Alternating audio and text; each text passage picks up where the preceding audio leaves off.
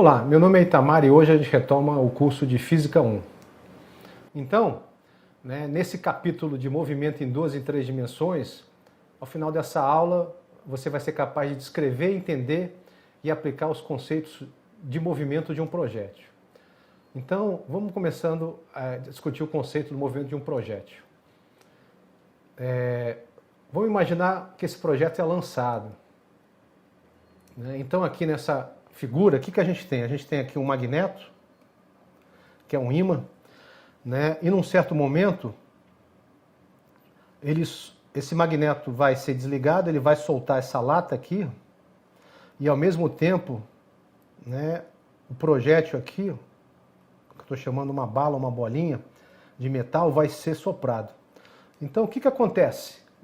Se a gravidade, a aceleração da gravidade for igual a zero, o projétil vai seguir esse caminho aqui que eu marquei em azul. E a lata, como não tem gravidade, ela ia ficar flutuando. Então, o projétil ia acertar a lata. Mas a gente sabe que a gravidade não é zero. Então, o que acontece? Assim como a lata ela vai cair sob a aceleração da gravidade, o mesmo vai acontecer com o projétil. Então, o que vai acontecer? A trajetória percorrida vai ser essa aqui. A gente vai entender por que a trajetória percorrida é essa. Então, a ideia dessa aula é entender a física do lançamento dos projéteis. Então, o que é um projétil? É um corpo lançado com uma certa velocidade inicial que percorre uma trajetória que é determinada somente pela aceleração da gravidade e pela resistência do ar. Então, um exemplo é uma bola de futebol. Para tratar esse problema, como a gente faz em física e em ciência de maneira geral, a gente tem que fazer algumas simplificações. Então, a primeira delas é assumir que a Terra é plana, a gente não está preocupado com efeitos de curvatura. Então, esse projétil não vai ser lançado a distâncias muito grandes, de muitos quilômetros. A gente também assume que a aceleração da gravidade, G, é constante. E que a gente pode desprezar a resistência do ar. Então, o que acontece? Essas aproximações elas não se aplicam a um míssil, mas elas são extremamente úteis e têm uma ótima concordância com a realidade em vários casos que vão ilustrar os conceitos de física que a gente tem aprendido ao longo do curso de Física 1. Então, é importante chamar a atenção que Galileu, que é o pioneiro do estudo do lançamento dos projéteis, e outras pessoas, elas estudaram o lançamento de projéteis, infelizmente, por causa das aplicações práticas na guerra. Então, se você entende como o lançamento de projétil, qual é a física do lançamento de projétil, infelizmente você pode desenvolver canhões ou peças de artilharia mais eficientes. Então, o que é um fato experimental que é fundamental no estudo do lançamento de projéteis? É o fato de que os movimentos nas direções X e Y, estou chamando a direção horizontal X, a direção vertical Y, eles são independentes. Ou seja, o que significa? Que um não afeta o outro. A gente nessa aula vai entender o porquê disso. Então, vamos considerar essa situação. A gente tem uma bola vermelha aqui, que é largada verticalmente, no mesmo instante em que a bola amarela é lançada para a direita. Então, há experiências feitas dessa forma, em que você tira sucessivas fotografias. Então, o que acontece? É um fato experimental, que eu mencionei no slide anterior, que os movimentos verticais são idênticos. Ou seja, o que eu quero dizer com isso? Por exemplo, se eu pegar esse instante de tempo, a bola que foi solta verticalmente e a bola que foi lançada, eles vão estar à mesma altura. A mesma coisa para vários outros instantes de tempo diferentes. E o movimento da bola horizontal, da bola que foi lançada horizontalmente, ele é uniforme. Ou seja, o que eu quero dizer com isso? Se a gente olhar em instantes sucessivos iguais a separação entre as posições da bola, o que a gente vai descobrir? A gente vai descobrir que essas posições são todas iguais. Ou seja, se a gente chamar isso aqui de ΔX, isso aqui é ΔX, isso aqui é ΔX, e assim sucessivamente. Então isso é um fato experimental muito importante que a gente vai usar para resolver matematicamente o problema do lançamento do projétil, né? Então, como eu disse, né, em um lançamento de um projétil, por causa desses fatos experimentais, a gente pode assumir que o movimento horizontal é uniforme, que o movimento vertical é uniformemente acelerado e que os dois movimentos são independentes. Então vamos imaginar aqui um projétil. Então a gente está desenhando aqui o plano XY.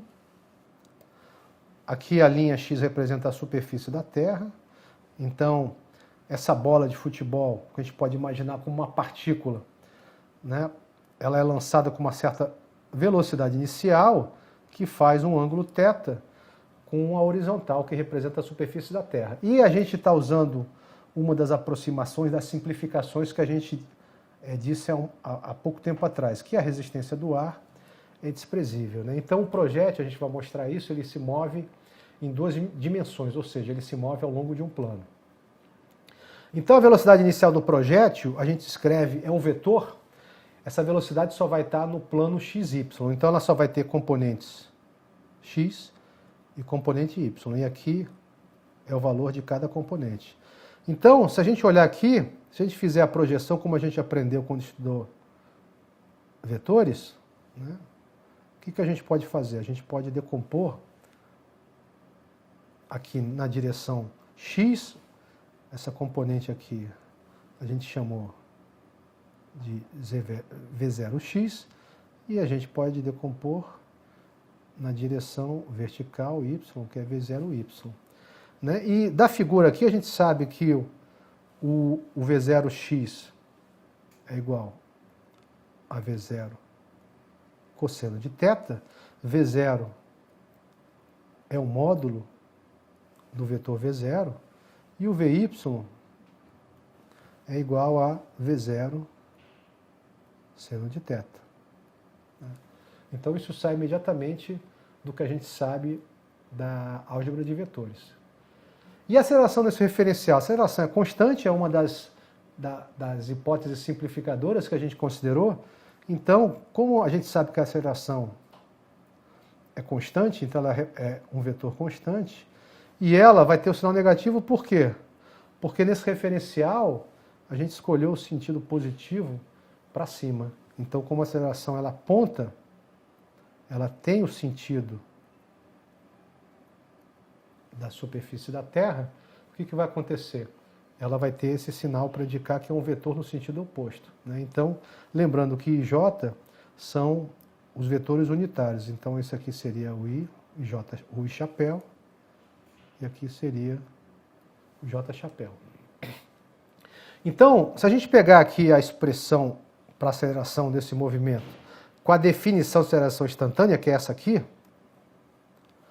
ou seja, a aceleração instantânea é um vetor em que a componente ao longo de cada uma das direções é a derivada da respectiva componente da velocidade. Então, por exemplo, a componente da aceleração na direção x é a derivada da componente x da velocidade em relação ao tempo. E o mesmo vale para as componentes da direção y, né? Então isso aqui é a y e aqui é a z. Então o que acontece? Vamos olhar aqui para o movimento, né? Então a gente sabe que a aceleração é só na direção j. Então o que significa isso? Significa que essa derivada aqui é nula, por quê? É na direção x, que na direção z a velocidade, a derivada vai ser nula, porque não tem aceleração. E aqui, a gente sabe, né, que a aceleração, ou seja, que o módulo da aceleração, que é um A, né, simplesmente vai ser igual a menos G. Então, isso aqui vai ser igual a quê? Né? Isso aqui vai ser igual a Y. Então, por isso que a gente escreveu aqui a Y é igual a menos G, ou seja, a gente simplesmente escreveu explicitamente isso nessa expressão. Então, as três equações anteriores que eu estou reproduzindo aqui, né, ou seja, a derivada de Vx em relação a t é igual a zero, a de z em relação a t é igual a zero e a derivada de Vy em relação a t é igual a menos g, elas podem ser integradas, a gente sabe, a gente aprendeu como fazer isso e vocês certamente estudaram isso no cálculo. Então, quando a gente integra, a gente bota essa linha aqui para representar a variável de integração, a gente integra entre a velocidade inicial e a velocidade x qualquer, em algum instante de tempo qualquer, né? Isso aqui é igual a zero. Né? Por quê? Porque a gente está simplesmente, a gente multiplicou aqui, né? E a gente está integrando aqui. Né? Então, essa integral é muito fácil, porque é a integral da diferencial, então significa que Vx menos V0x é igual a zero. Ou seja, a gente chega a um primeiro resultado importante, que é que Vx é igual à velocidade inicial. Então, isso aqui está de acordo com o que a gente falou de que o movimento ao longo da direção x, ou seja, o movimento horizontal, ele é uniforme. A gente faz a mesma coisa com y, só que agora o que acontece? O g, a derivada é igual a g, e g é constante, a gente sabe disso, né? É uma das hipóteses das simplificações que a gente fez, né? Então essa derivada é fácil, né? Porque simplesmente vai ser t menos zero, a gente tomou o instante inicial como sendo zero, então a gente chega a essa expressão que nada mais é do que Vy é igual a V0y menos gt. Ou seja, o movimento na direção vertical ele vai ser um movimento uniformemente acelerado. E a aceleração vai ser o quê? Vai ser menos g. Então, o caso aqui da velocidade na direção z, ou seja, quando a gente integra, ele é idêntico aqui ao caso da direção x, ou seja, a gente chega a um resultado que a gente já esperava, que é o fato de que, como a velocidade inicial na direção z é zero, porque lembrem que a gente tomou a velocidade inicial como estando no plano xy. O que significa? Que a velocidade z ela é zero, ou seja, em qualquer instante a componente z da velocidade é zero, ou seja, em qualquer instante de tempo a velocidade vai ser sempre zero. Né? Então, lembrando a definição de velocidade, que é a derivada do deslocamento ao longo de cada direção com respeito ao tempo, e a gente levando em conta as condições iniciais, ou seja, o que são as condições iniciais? Vamos olhar para cá, né? A gente tem que o projétil ele partiu do ponto x igual a zero, ou seja, x0 igual a zero e y0 igual a zero. E z0 igual a zero que eu não estou representando aqui nesse gráfico. Então aqui a gente tem que fazer mais uma integração que também não tem nenhuma dificuldade maior, é idêntica às outras, né? Então a gente vai integrar aqui primeiro usando a definição de velocidade. Então o que vai acontecer? O V0x é constante, porque o V0x, como nós vimos, é essa componente aqui, o V0x. Então quando a gente integrar isso, a gente vai chegar a essa expressão aqui, x é igual a V0xt, que é a expressão para a posição x para o movimento uniforme. Aí a gente vai fazer a mesma coisa para velocidade Vy, né? A gente pega a expressão que a gente deduziu no slide anterior, faz a integração entre 0 e y é uma posição vertical qualquer, como a gente fez aqui, integral de 0 a x, em que x, no caso, era uma posição horizontal qualquer. Então, quando a gente integrar isso, né, o V0y é uma constante, ele sai da integral, depois sobra essa integral de t' dt', que é muito simples, é a integral de um polinômio. Então, a gente chega a essa expressão, que y é igual a V0y, que é a velocidade inicial na direção t, vezes o tempo, menos o meio da gravidade, que multiplica t ao quadrado. Né? Lembrando que a gente tomou o instante inicial como sendo igual a zero. O instante de tempo inicial é igual a zero. Né? Então, o que a gente tem aqui? A gente tem, quando integrar na direção z, a gente vai achar o quê? Né? Como a gente sabe que V0 na direção z é zero, consequentemente, a velocidade Vz vai ser zero em todos os instantes de tempo. Quando a gente integrar, a gente obtém que z é igual a zero. Então, o que esses resultados mostram para a gente, né? Mostram que o movimento é uniforme na direção z, na direção x, desculpa. Ele é acelerado, uniformemente acelerado na direção y. E ele ocorre no plano xy. Por quê? Porque a gente mostrou, né, que z vai ser igual a zero em todos os instantes de tempo. Ou seja, a gente está obtendo matematicamente um resultado que é consistente com o que a gente tinha falado e com o que é verificado experimentalmente, né? Então, é importante chamar a atenção que vocês já conhecem esses resultados. O que eu quero dizer com isso? A gente obteve as equações do movimento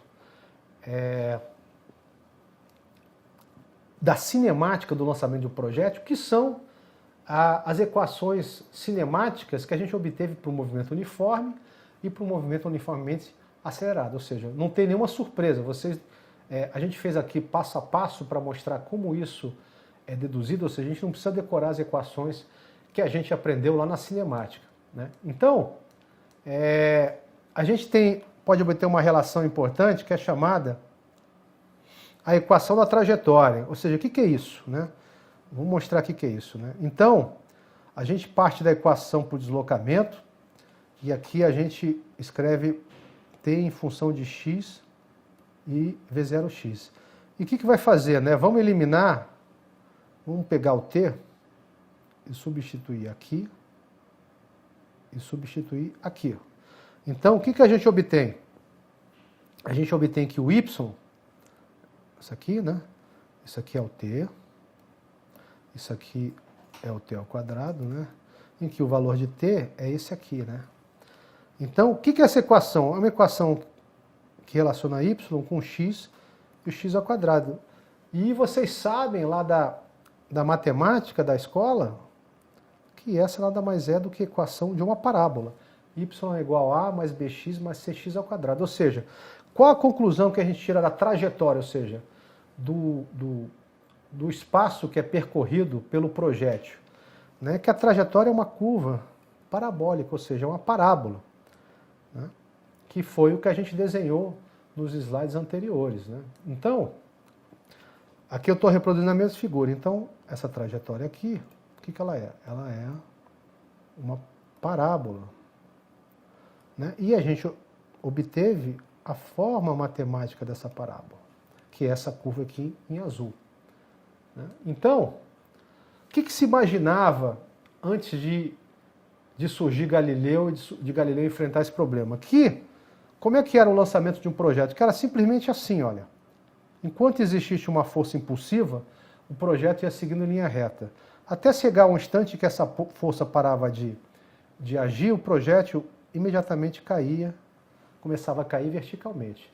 Mas o que a gente viu na aula de hoje e que é amplamente comprovado experimentalmente? Que o projétil, que aqui no caso uma bola, por exemplo, que ele percorre, isso aqui é uma reprodução de um experimento, ele percorre uma trajetória, né, que é uma parábola, que é essa aqui que eu acabei de desenhar, que fica muito bem delineada pelas sucessivas posições dessa bolinha, né? Então, né, foi Galileu, né, como eu mencionei, que descobriu esse resultado, né? Porque até então se pensava, isso ao longo de centenas, milhares de anos, que o movimento se passava dessa forma. Então, a gente vai calcular agora outras grandezas de interesse, outro tipo de informação que é interessante obter no caso do lançamento de um projeto. Então, por exemplo, o tempo TS, que eu estou chamando, para atingir o ápice de uma trajetória. O que é o ápice de uma trajetória? É o ponto mais alto.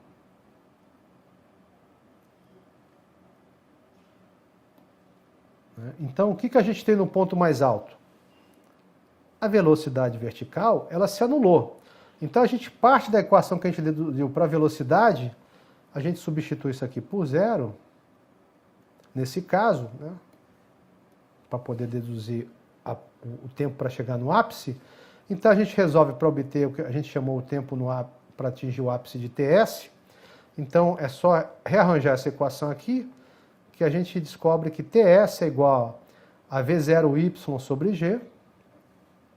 E a gente sabe que V0y é a projeção do vetor velocidade no eixo Y. Então, é V0 seno de θ, dividido por G. Então, a partir do conhecimento do tempo para atingir o ápice, desse tempo TS, a gente pode descobrir qual é a altura máxima que o projeto atingiu.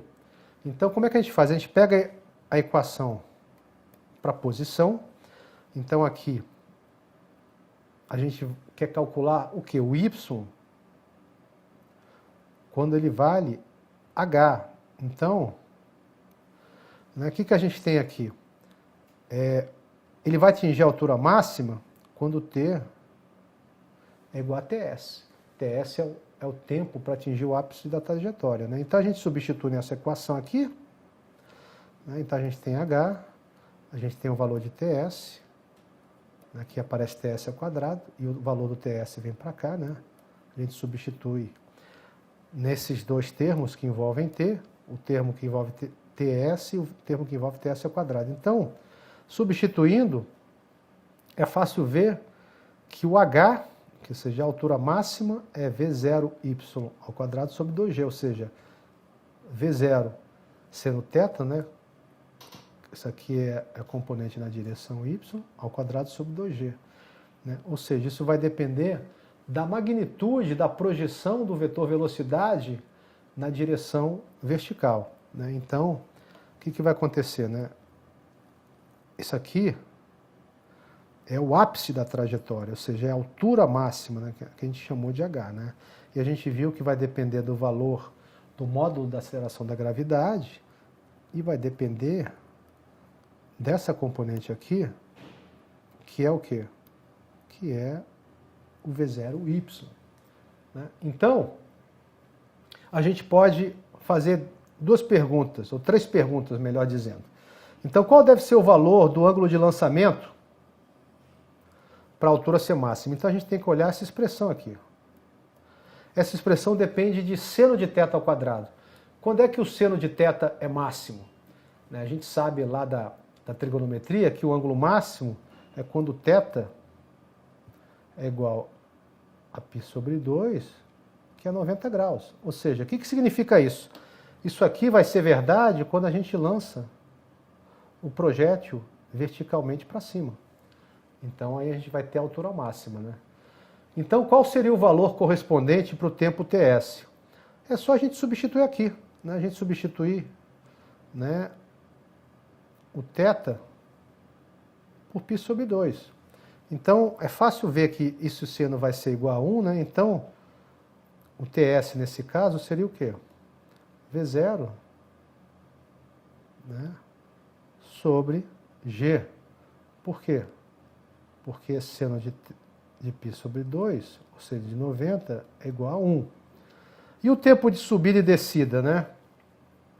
Esse tempo simplesmente vai ser 2 vezes TS, que o tempo para chegar no ponto máximo é 2 vezes o tempo, o tempo de subida e descida é 2 vezes o tempo para chegar na altura, aqui no caso na altura máxima, né? Então vai ser 2 vezes V0 sobre G. Né? Então, a gente acabou de mostrar esses resultados, né? Ou seja, ou melhor dizendo, agora a gente vai discutir uma outra grandeza que é importante, que é o alcance R. Ou seja, o que é o alcance R? Né? Ou seja, onde o projétil vai atingir o solo. Ou seja, lembra que o Y aqui é a direção do plano da Terra. Né? Então, a gente quer calcular esse alcance. Então, o alcance, a gente tinha discutido isso para o caso, no slide anterior, para o lançamento vertical, que é para o θ igual a 90. Então, o resultado aqui é o mesmo, né? Ou seja, o tempo para subir é igual ao tempo para descer. Então, o alcance R é atingido para 2TS, e a gente sabe o resultado que a gente obteve no slide anterior. Então, como é que a gente faz? A gente simplesmente pega a equação do movimento, mas aqui substitui x por R, né, e substituir T pelo valor que a gente calculou, que é 2TS, que é 2V0Y sobre G. A gente sabe que V0x é a projeção no eixo X, a gente viu, né, V0 cosseno θ, e que vai multiplicar, né, duas vezes V0Y sobre G, e esse aqui, né, é a projeção no eixo Y. Né? Então, a gente fazendo essas contas, a gente vai aparecer um produto de seno cosseno, que a gente sabe lá da trigonometria, né, que vale essa relação. Né? Então, 2 vezes seno de θ cosseno de θ é seno do dobro do ângulo. Né? Então, por isso aqui que apareceu o dobro do ângulo. Né? Então, esse é o alcance máximo, né? Que é atingido quando? Né? Quando 2θ é igual a π sobre 2. Por quê? 90. O que significa isso? Porque nesse caso, seno de 90 graus, ou seno de π sobre 2, é igual a 1. Ou seja, é quando essa expressão vai ser máxima. A gente sabe que o seno de um certo ângulo varia de menos 1 a mais 1. Né? Então, a solução com seno negativo não interessa, porque ia dar uma distância negativa, ou seja, no eixo negativo, a gente está lançando o projétil na direção do x positivo. Né? Então a gente tem esse resultado aqui. Né? Então a gente assumiu que a resistência do ar ela era desprezível, mas isso é uma aproximação que funciona bem para velocidades baixas. Né? Então, para velocidades maiores, isso não é verdade, ou seja, existe um desacordo entre desconsiderar a resistência do ar e incluir a resistência do ar. Então aqui é só um exemplo prático, né, experimental, né, que o que acontece? Quando a gente despreza a resistência do ar, a gente está no vácuo, que é o que a gente tem feito até agora, a gente está desprezando a resistência do ar. Mas quando existe o ar, não é nenhuma surpresa, aqui no caso, num lançamento com a velocidade inicial de módulo 160 km por hora, né, num ângulo de 60 graus com a horizontal, não é surpresa que quando a gente tem a resistência do ar tendo um papel importante, o projétil vai atingir uma distância que é menor que a distância que ele atinge quando é lançado no vácuo, que é o exemplo que a gente estudou aqui, e que funciona muito bem quando o lançamento não é feito a distâncias muito grandes. Então, né, um ponto importante que a gente tem que começar a ter consciência quando estuda física é que nenhum problema pode ser resolvido exatamente. Ou seja, o que significa isso? Que a gente tem que fazer aproximações, né, como as que a gente fez agora para estudar o movimento dos projéteis. Ou seja, a gente considerou que a aceleração da gravidade era constante, que a Terra é plana e que a resistência do ar era desprezível. Então, a gente fez aproximações. As aproximações vão ser importantes, verdadeiras, convenientes, porque vão permitir comparar com resultados experimentais, né, quando essas aproximações são bem feitas, que é o que a gente fez e funciona muito bem para o lançamento de projéteis, quando a gente não está lançando projéteis a distâncias muito grandes. Né? Então, esse cara aqui, que foi um grande físico, prêmio Nobel, Paul Dirac, ele disse o seguinte: qual é o truque para resolver problemas? Né? A gente divide problemas em duas partes. Uma parte simples e uma parte que eu estou chamando, que ele chamou de pequena. Então, a ideia é a seguinte: resolve a parte simples exatamente e se faz o melhor com a parte pequena. Né? Então, por exemplo, se a gente tem que levar em conta a resistência do ar, e se essa resistência do ar ela for pequena, a gente pode resolver o nosso problema no lançamento de projétil como a gente fez até agora, e depois faz uma correção aos resultados, incluindo a resistência do ar. E isso vai funcionar muito bem quando essa resistência do ar, o efeito dela é pequeno. Então, como acontece na física e na engenharia, isso só vale para situações. E como é que a gente sabe que essas aproximações valem? Quando a gente vai comparar com o experimento, ou uma medida, ou uma observação que a gente esteja fazendo. Então, como aconteceu aqui no nosso caso, a gente pôde desprezar a resistência do ar. Ou seja, tem casos em que essa parte pequena ela pode ser desprezada. Então foi exatamente isso que a gente fez aqui nessa aula de hoje, desprezando a resistência do ar.